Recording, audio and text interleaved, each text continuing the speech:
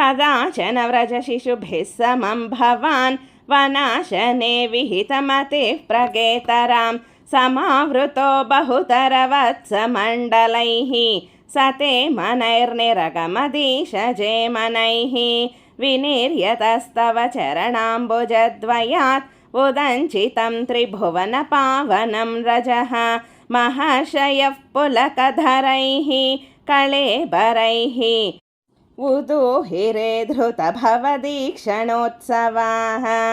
प्रचारयत्यविरलशाद्वले तले पशून् विभो भवति समं कुमारकैः अघासुरोऽन्यरुणदघाय वर्तनीं भयानकः सपदि शयानकाकृतिः महाचलप्रतिमतनोर्गुहानिभप्रसारि तत्प्रथितमुखस्य कानने मुखोदरं विहरणकौतुकाद्गताः कुमारकाः किमपि विदूरगे त्वयि प्रमादतः प्रविशति पन्नगोदरं क्वथत्तनौ पशुपकुले सवात्सके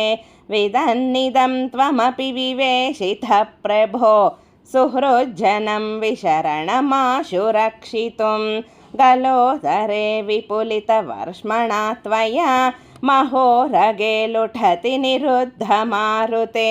द्रुतं भवान् विदलितकण्ठमण्डलो विमोचयन् पशून् विनिर्ययौ क्षणं दिवि त्वदुपगमार्थमास्थितं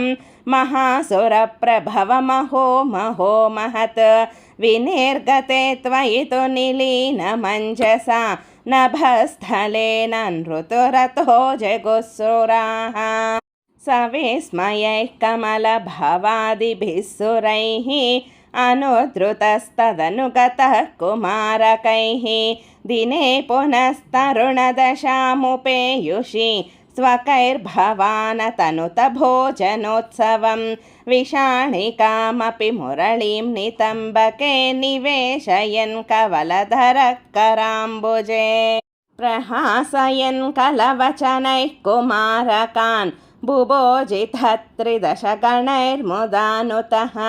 सुखाशनन्त्विह तव गोपमण्डले